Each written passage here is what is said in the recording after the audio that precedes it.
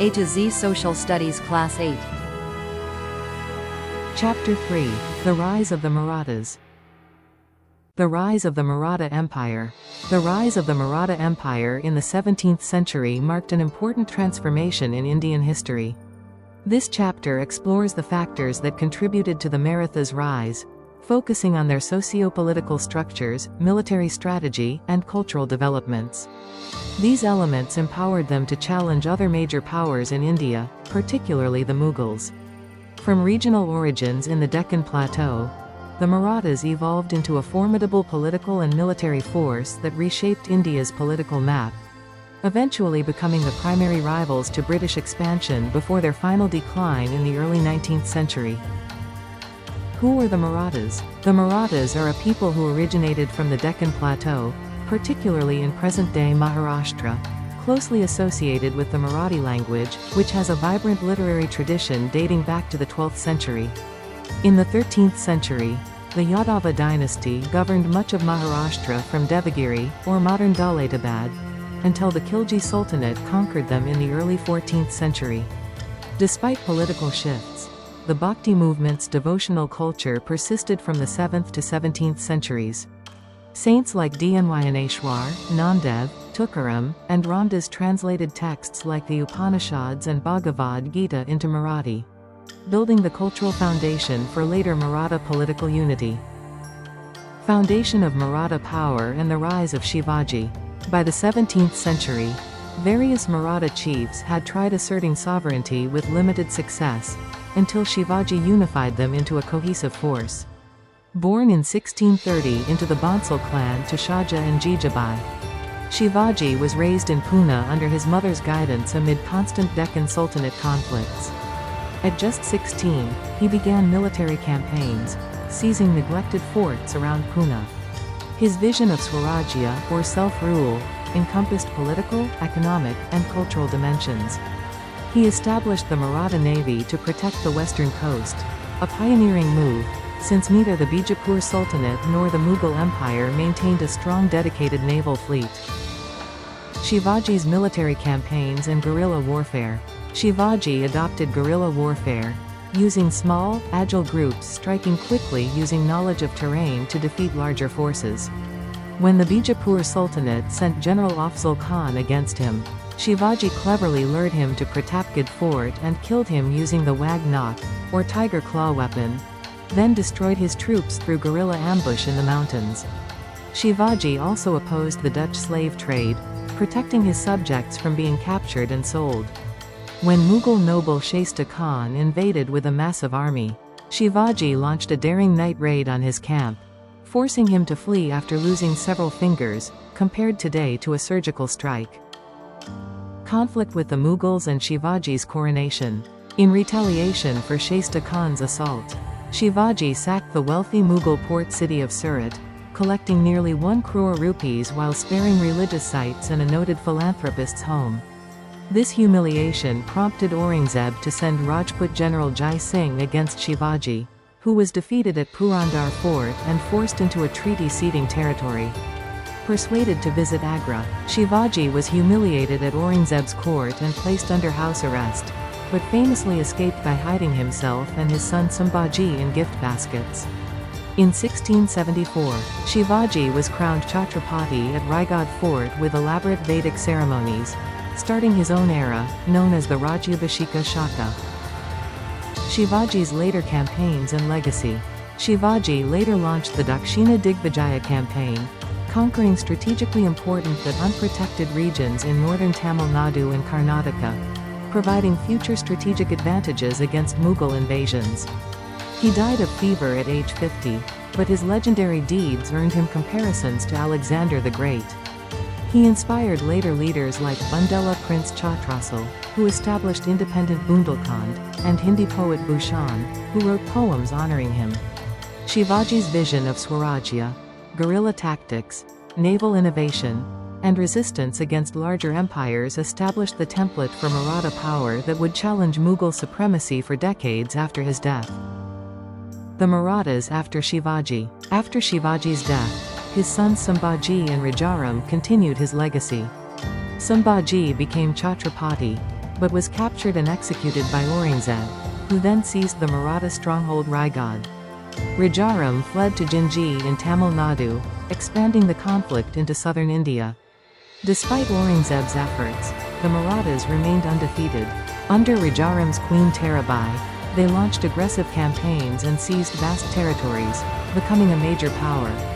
However, political structure shifted from Shivaji's centralized rule to decentralized governance, with the Peshwa, or Prime Minister, figures like Bajirao I and Nanasahan, gaining significant influence, sometimes leading to issues of discipline, as seen in their harsh Bengal campaign. Maratha expansion and decline. Pushing northward, the Marathas briefly controlled Lahore, Attock, and Peshawar, clashing with Afghan forces. Despite a major setback at the Third Battle of Panipat in 1761, they recovered under Peshwa Madhav Rao I, regaining Delhi in 1771 and holding it until British seizure decades later. Nana Fadnavis, an influential Peshwa official, organized the first pan-Indian alliance against British rule, even allying with former rivals like Hyder Ali and the Nizam of Hyderabad. In the late 18th century, the Marathas became the primary rivals of the British, fighting three Anglo-Maratha wars between 1775 and 1818. Internal discord and superior British military technology ultimately led to Maratha decline and British dominance in India. Maratha administration, civilian administration. Shivaji established a relatively centralized governance system, eliminating hereditary positions common under sultans and Mughals, instead paying officials directly from the state treasury and regularly transferring them to prevent excessive power concentration. He supported soldiers' families through pensions for widows and military positions for their sons. The Marathas imposed chaw, amounting to 25%, and sardeshmukhi, an additional 10%, taxes on regions not directly governed by them, in exchange for protection while respecting local governance, arrangements later approved by Mughal treaties. Shivaji's council of 8 ministers, known as the Ashta Pradhana Mandal, included roles like Amatya for finance, Pradhan for prime minister, Senapati for commander-in-chief, and Nyayadhish for chief justice, aiding effective governance. Maratha administration, military administration. The Maratha military comprised infantry, cavalry, and navy. Cavalry included Bargars, who were state-funded, and Shiladars, who were self-funded soldiers. In the 18th century, recognizing the advantages of European-style disciplined forces, commanders like Mahaji Shind recruited such troops. Marathas favored swords and lances, but also used firearms and rockets extensively, with metal tube rockets introduced by 1770. Forts were vital to Maratha strength, as Shivaji built and controlled numerous forts safeguarding key routes and supporting guerrilla warfare. As finance minister Ramachandra Amatya wrote in the Ajnapatra, forts formed the backbone of the state, enabling Maratha survival even against powerful conquerors like Aurangzeb. Maratha administration, maritime supremacy. Shivaji established a navy to protect the west coast, and during the 18th century, Kanoji Angra led the Marathas to numerous naval victories through clever use of geography and tactics, despite lacking European ships' advanced technology. Europeans dominated Indian waters, forcing locals to buy naval trade licenses, known as kartas, while the Marathas resisted this practice by demanding passes from Europeans themselves, earning Angra the derisive label of pirate from frustrated Europeans. Notably, in 1665, the Omani ruler at Muscat seized 4 Maratha ships and prepared to attack, but withdrew upon learning Shivaji's navy had over 100 ships, demonstrating the fleet's formidable reputation. Maratha administration, judicial system and trade networks. The Maratha judicial system was efficient, notably restrained in using capital punishment. The panchayat, or local assembly of officials and notables, dispensed justice, with appeals possible to a Maratha chief, and in larger cities like Pune and Indore, the Kotwal, serving as police, maintained law and order. Shivaji actively promoted maritime trade, owning ships that sailed to distant ports like Mocha in Yemen, Muscat in Oman, and Malacca in Malaysia, transporting gold and textiles. Roads were built and maintained for connectivity, ferries facilitated river transport in regions like Odisha, and bridges were constructed over rivers to further improve access across Maratha territories. Cultural revival. The Marathas significantly advanced India's cultural landscape. Shivaji's seal bore a Sanskrit inscription, rather than the commonly used Persian, reflecting his vision of Swarajya. He commissioned the Raja Vyavahara Kosha, providing Sanskrit alternatives to Persian diplomatic terms, which reduced foreign loanwords in Maratha administration. As a devoted Hindu who respected other faiths, Shivaji revived destroyed temples, supported Sanskrit and Marathi literature, and promoted traditional arts under his saffron flag. His legacy inspired successors like the Bhonsles of Nagpur, and the Marathas revitalized the worship of Jagannath at Puri, which had been disrupted during Mughal rule, showcasing that powerful, self-sustaining Indian kingdoms could rise and endure. Cultural revival. Ahilyabai Holkar and Tarabai. Ahilyabai Holkar, of the Holkar dynasty, ruled a kingdom centered in present-day Indore for 3 decades after losing her husband and son, governing with wisdom and compassion.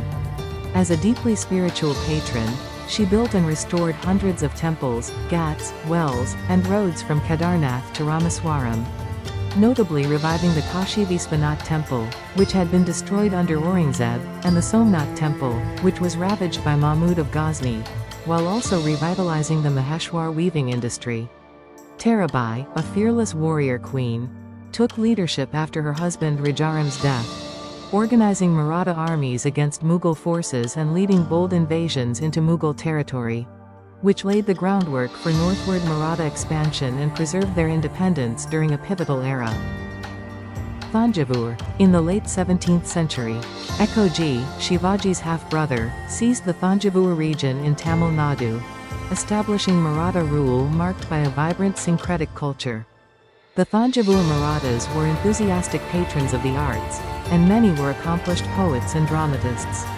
Surfoji II stood out, being fluent in several languages, authoring the Marathi play Devendra Kurabanji detailing world geography, and supporting the evolution of Carnatic music and early Bharatanatyam. He founded the Dhanwantari Mahal Medical Center, which utilized both Indian and Western methods, and established India's first printing press by an indigenous ruler. He also inscribed the Bhonsle family history on the walls of Thanjavur's Brihadishwara temple, blending Tamil, Telugu, and Marathi cultural influences. The Maratha legacy. Maratha rule not only challenged Mughal supremacy, but also forged the largest Indian empire before British colonial rule. Their effective administrative system revived local Hindu customs while promoting religious inclusivity. Driven by the ideal of Swarajya, their courageous resistance against oppression and foreign domination inspired many Indians to believe in self-governance, sowing early seeds of India's freedom movement. Their extensive fort network bolstered military strength, while alliances and diplomacy extended their influence. Despite internal divisions after Shivaji's death, the Marathas sustained a well-structured military hierarchy, a pivotal navy, efficient justice, revitalized trade with Europeans, and a cultural renaissance in literature, music, and architecture, leaving an enduring legacy on Indian history.